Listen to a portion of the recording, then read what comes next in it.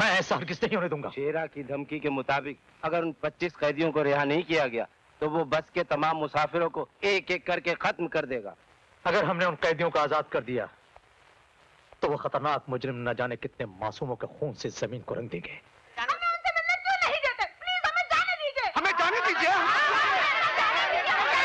सुनिए, मैं आप लोगों के जज्बात को समझता हूं और ये भी जानता हूं कि ऐसे मौके पर आप तो क्या, दुनिया का कोई इंसान खामोश नहीं बैठ सकता। लेकिन आपने उन डाकुओं को पकड़ने के लिए अभी तक किया क्या है? आप लोगों के रिश्तेदारों को बचाने के लिए हम कोई कसर बाकी नहीं छोड़ेंगे। लेकिन हम आपकी झूठी तसल्लियों से चुप बैठने वाले नहीं हैं। चिल्लाने और शोर मचाने से कुछ नहीं होगा। मेरी आप सबसे दरख्वास्त है कि आप सब मिलकर हमारा साथ दीजिए। मैं वादा करता हूं कि बहुत जल्द बस के मुसाफिरों को सही सलामत अपने अपने घर पहुंचा दिया जाएगा। शेरा ने ये ऐलान किया है कि अगर उसके 25 साथियों को रिहा न किया गया तो वो एक एक करके अगवा किए हुए सारे लोगों के टुकड़े टुकड़े करवा देगा। भाई वाह, क्या धमकी है। सरकार को हिलाने का काम जो बड़े बड़े अपोजिशन लीडर नहीं कर सके, शेरा ने कर दिखाया। ये प्लान अकेले शेरा का नहीं था, इस नाचीज का भी था। ओह, दिमाग की ताकत हमारी थी, बाजू की ताकत शेरा की थी। जी हाँ जी, वो तो है। हुजूर की अक्ल के कदमों पर तो बड़े बड़े पहाड़ तक सर झुकाते हैं। अब देखिएगा ये सरकार कागज की कश्ती की तरह कैसे डगमगा जाती है। यहाँ एक बच्चा या औरत मारी गई और वहां सरकार ने घबरा कर फौरन उन 25 कैदियों को छोड़ दिया। पर जगन से आप उन 25 कैदियों का करेंगे क्या? हंगामे, दंगे, फसाद। उन कैदियों को देश के कोने कोने में भेजेंगे, फिर धर्म के नाम पर, मजहब के नाम पर, सियासत के नाम पर इतने हंगामे कराएंगे कि ये सरकार हिल कर रह जाएगी। जगन सेठ, आप इतने बड़े हंगामे तो मत करवाइए। कहीं ऐसा ना हो कि बलबे की आग हमारे दामन तक पहुंच जाए। आग हमारे दामन तक न पहुंचे इसीलिए तो आपको रखा है। हम आग लगाते जाएंगे, आप बुझाते जाइएगा। हाँ?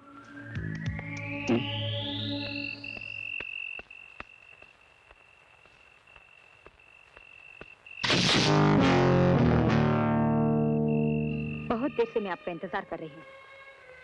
आप मेरा इंतजार कर रही थी? कहिए क्या बात है। बैठिए, बताती हूँ। बैठूं? डरिए मत, मैं आपको कहीं भगा कर नहीं ले जाऊंगी। जी हम डरते तो कभी किसी से नहीं। लीजिए बैठ गए, बताइए जाना कहाँ है?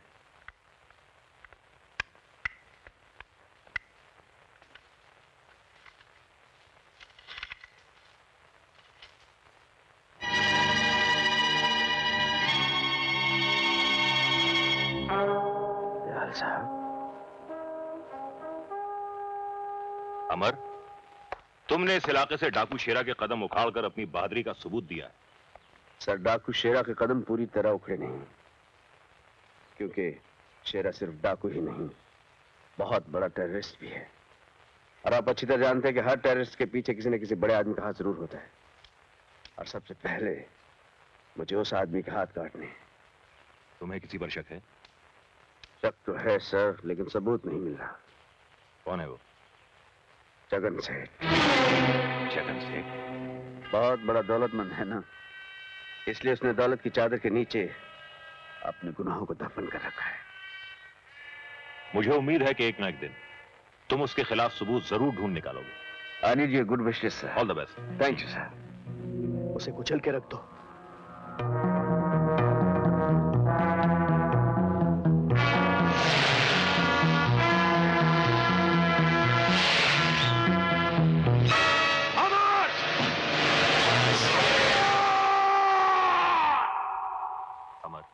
जी। क्या सोच रहे हो? जी, सोच रहा हूं मेरी जान बचाने के लिए आपने अपने पैर गंवा दिए और सच्चाई के रास्ते पर चलते हुए मैंने अपनी वर्दी गंवा दी। नतीजा क्या निकला? कुछ भी नहीं। जुल्म भी वैसे ही जिंदा है और जालिम भी वैसे ही जिंदा है। इसीलिए मैंने तुम्हें यहां बुलाया। आप हुक्म कीजिए, आपके लिए मेरी जान हाजिर है। अमर, मेरी पोती। जी दयाल साहब, क्या कह रहे हैं? क्या क्या हुआ आपकी पोती को? मैं बताती हूँ अमर साहब। सीमा अपनी एक सहेली की शादी अटेंड करने बस में बेंगलोर जा रही थी। अचानक रास्ते में डाकुओं ने हमला किया और बस में बैठे हुए तमाम लोगों को अगवा करके ले गए। अगवा कर लिया? किसने? शेरा ने। शेरा डाकू? हाँ बेटा, तुम तो जानते हो कि उससे मेरी पुरानी दुश्मनी है। अगर उसे यह पता चला कि सीमा मेरी पोती है तो पता नहीं वो उसके साथ क्या सुलूक करेगा। बेटा, ये बूढ़ा हाथ जोड़कर तुमसे अपनी पोती की जिंदगी की भीख मांगता है। दयाल साहब, ये क्या कर रहे हैं आप? आप क्यों शर्मिंदा कर रहे हैं मुझे? आपने तो मुझे औलाद से भी ज्यादा प्यार दिया है। मुझे पढ़ाया लिखाया, पुलिस की वर्दी दिलवाई, और उस दिन अपनी जान पर खेलकर मुझे नई जिंदगी दी आपने। मेरा तो हर सांस आपका कर्जदार है। आप हुक्म दीजिए दयाल साहब, मैं अपनी जान पर खेलकर भी सीमा को उन दरिंदों के चुंगल से बचा कर लाऊंगा। आप मुझ पर भरोसा रखिए दयाल साहब। हाँ, मैं जाऊंगा, जरूर जाऊंगा।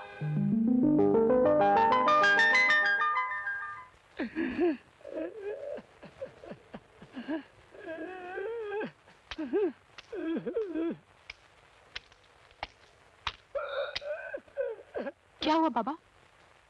बच्चों की याद आ गई है बेटी। न जाने वो लोग किस हाल में होंगे।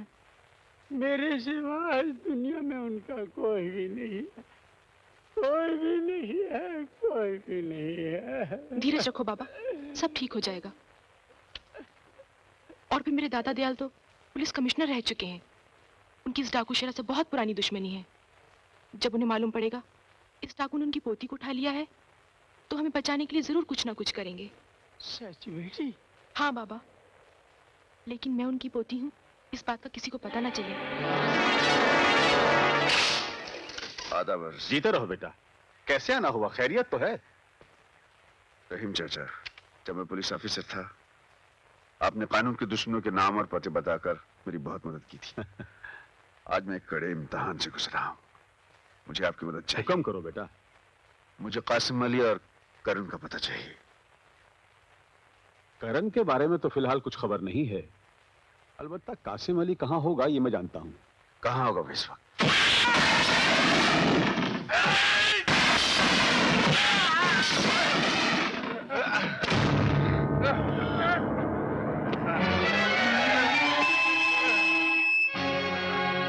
क्यों बे मुंगी लाल, लल्लू चंद, बेईमान चंद, फकीर लाल।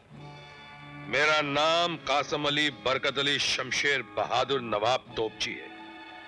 जब मैं मिलिट्री में था तो इन हाथों से इतनी गोलियां चला चुका हूं कि बंदूक से निकली हुई गोली अगर मेरे हाथों की पकड़ में आ जाए तो अंदर ही फड़फड़ा कर दम तोड़ देगी, साले बाहर नहीं निकलेगी। इसीलिए कहता हूं कि दोबारा कभी भी कासिम अली बरकत अली के साथ चीटिंग करने की कोशिश मत करना, ना ही आस्तीन से पत्ते निकालने की कोशिश करना, वरना जब तू घर लौट कर जाएगा बेटा तो ना तेरे पास हाथ रहेगा और ना ही आस्तीन। समझ गया? समझ गया। अब निकल ले लल्लू, पतली गली से खंबा बचा के फट। चल बे चपड़गंजू, चल। एक 300 की चाल मेरी, एक 300 मेरी भी।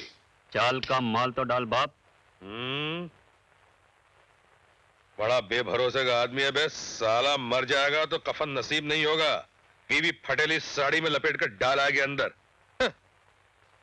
ये ले 1000 की अंगूठी है, इसमें से 300 डाल रहा हूं, शो कर जल्दी। अब कासिम अली बरकत अली जंग बहादुर नवाब तोपची की अंगूठी को तू हाथ लगा रहा है? जब हमने कह दिया 1000 की है तो 1000 की है, और अभी भी समझ में नहीं आया तो तेरे को समझा कर बताऊं? नहीं समझ गया।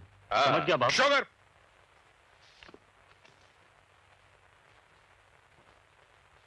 गुलाम बेगम बादशाह। बहुत मारूंगा साले अगर हाथ लगाया तो। देखने दे पहले भूतनी के गुलाम बेगम बादशाह। गुलाम बेगम बादशाह की औलाद क्या है भैया? इक्का बादशाह बेगम। हो गया मुंह काला? साला कासिम भाई की अंगूठी को हाथ लगा लिया था। अच्छा कासिम अली बरकत अली जंग बहादुर नवाब तोपची, चलता है इधर से। खुदा हाफिज। चल बेटा हसन, अब तुझे तेरे अब्बू से कोई शिकायत नहीं रहेगी। बाप बेटा मिलकर जम के मौज मनाएंगे। कासिम भाई! भाई! अबे कौन है बे? कासिम! कासिम भाई। अब ओए सांस क्यों फूल रही है? कासिम से भाई तक पहुंचने में 10 मिनट का टाइम क्यों लगा रही है? जल्दी बोल, बात क्या है? अच्छा कासिम भाई, आप मुझे यहाँ मिल गए। मैं आपको घर से ढूंढता यहाँ आया हूँ। क्यों बे, मारना चाहता है क्या? खैरियत? खैरियत ही तो नहीं है भाई। आप तो जानते हैं जब भी मुझे पैसों की जरूरत पड़ती है मैं आपके पास चला आता हूँ। अबे ओए, कुछ मांगने आया है क्या? बोल, बात क्या है? हाँ। आज मुझे इनकार मत करना, मुझे बहुत जरूरत है कासिम भाई। अबे ओ उल्लू के पट्टे, परसों जो तेरे को पैसे दिए उसका क्या हुआ? कासिम भाई, वो बेटे की दवा पे खर्च हो गए थे। कासिम भाई, आज मेरे बेटे की तबीयत बहुत खराब हो गई है और डॉक्टर बोलता है उसका ऑपरेशन करना पड़ेगा।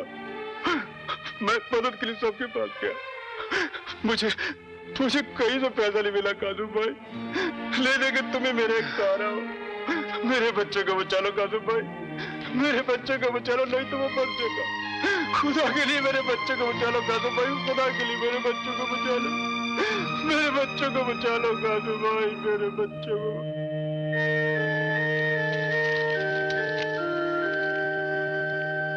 बहुत बहुत शुक्रिया कासिम भाई, बहुत बहुत शुक्रिया कासिम भाई, बहुत बहुत शुक्रिया।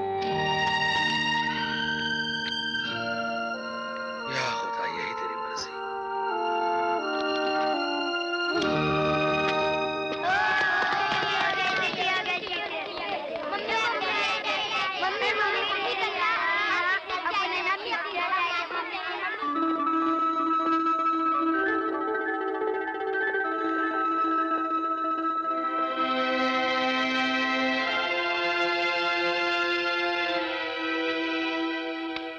आदाब अर्ज है बड़े मियाँ, आदाब अर्ज। नाराज हो गए क्या? आपकी बला से, आपको हमारी नाराजगी की बहुत परवाह है। अरे बेटा, तेरी एक मुस्कुराहट पर तेरे अब्बा कासिम अली बरकत अली जंग बहादुर शमशेर नवाब तोपची अपनी जिंदगी कुर्बान कर दे सकता है। तो फिर आप लेट क्यों आए? बेटे क्या पता, जिस दिन मैं पैदा हुआ था उस दिन दुनिया की शायद सारी घड़ियां बंद थी, इसीलिए कोई काम सही वक्त पे शुरू नहीं होता। ना ही मैं तुझे सही वक्त पे लेने आता हूँ, ना ही तुझे सही वक्त पे घुमाने ले आता हूँ, और ना ही मेरा कोई सही वक्त शुरू होता है। लेकिन घबराना मत बेटे, एक दिन वक्त बड़े जोर शोर के साथ बदलेगा। अल्लाह में पुराने कड़के तुमको उधार एक दिन में यूं उतार कर रख देगा। अब तो मुस्कुरा मेरे लाल। क्यों मुस्कुराऊं? खामोश। अब्बा। हाँ बेटे। अब की बार तो हम छुट्टियों पर घूमने जाएंगे ना? हाँ हाँ, प्रोग्राम तो बनाया था, मगर वो अगर मगर कुछ नहीं। देखिए अब्बा, आपने पिछली बार पक्का वादा किया था कि हम इस बार जरूर चलेंगे। हाँ, वादा किया था वो मुझे अच्छी तरह याद है, मगर मगर क्या? इस बार वही पैसों का मसला बीच में आ गया। मैं हर साल यही खाद देख देख के गुजारता हूँ कि छुट्टियां होते ही अपने अब्बा के साथ मैं कहीं घूमने जाऊंगा। मैं क्या करूं बेटे, हर बार की तरह मैं इस बार भी शर्मिंदा हूं। मेरा मतलब ये है बेटे, ये देखो, इस कमबख्त हाथ में पैसा टिकने की लकीर ही नहीं है। देखो कहीं है कुछ? नहीं। पैसा आता है, थोड़ी देर ठहरता है और फिर छिटक जाता है। अब्बा। हाँ, आप दूसरे बच्चों के बाप की तरह कुछ काम क्यों नहीं करते? क्या करूं बेटा, कौन सा काम? पहले मिलिट्री में था तो तेरी मां की बीमारी की वजह से छोड़ देनी पड़ी। तभी तो छोटा था, अकेला था और अपना कोई रिश्तेदार भी नहीं था। लाख कोशिशों के बावजूद भी वो न बच सकी। तकदीर ने उसे उठा लिया और तू मासूम मेरी गोद में अकेला रह गया। इसीलिए उल्टे सीधे हाथ मार के पैसे कमाता हूं कि मेरी तो फिर भी गुजर जाएगी, लेकिन मेरे बच्चे को किसी किस्म की तकलीफ ना हो। अब्बा, ये लीजिए। इतने रुपए तेरे पास कहां से आ गया? मैं अपने रोजाना जेब खर्च से बचा कर रखता हूँ। मुझे मालूम है आप मेरे लिए बहुत तकलीफ उठाते हैं, फिर मैं आपकी कमाई फिजूल खर्च में कैसे उड़ा सकता हूँ? या अल्लाह, या अल्लाह, परवरदिगार अपने गुनहगार बंदे को इतना मत गिरा, उसे अपनी मासूम औलाद के आगे हाथ फैलाना पड़ा। कौन आ गया भाई? बाप बेटे के बीच इस वक्त कौन आ गया? अभी देख लेता हूं। कौन है बे? माफ करना इंस्पेक्टर साहब, खुदा की कसम मैंने कुछ नहीं किया। खुदा, अब तो आप इंस्पेक्टर रहे नहीं तो मैं खामोखा काय को भी जग गया हूं। माफ करना, मैं अपनी घबराहट वापस लेता हूं। आधा वर्ष अंकल। आधा वर्ष है। जनाब की तारीफ। अजी जितनी की जाए कम है, इसलिए कि मेरे साहबजादे हैं ना, नवाब हसन अली, शमशेर अली, मोहम्मद अली, गुलाम अली, नजाकत अली, कली मगर तोपची। हसन मियां, स्कूल में पढ़ने जाते हो? Very good very good. आप एक काम करो, ये लो जाओ जाकर आइसक्रीम खाओ। जी शुक्रिया। आपको अब्बा से बात करनी है, मैं वैसे ही चला जाता हूँ। तो बड़ा खुददार है।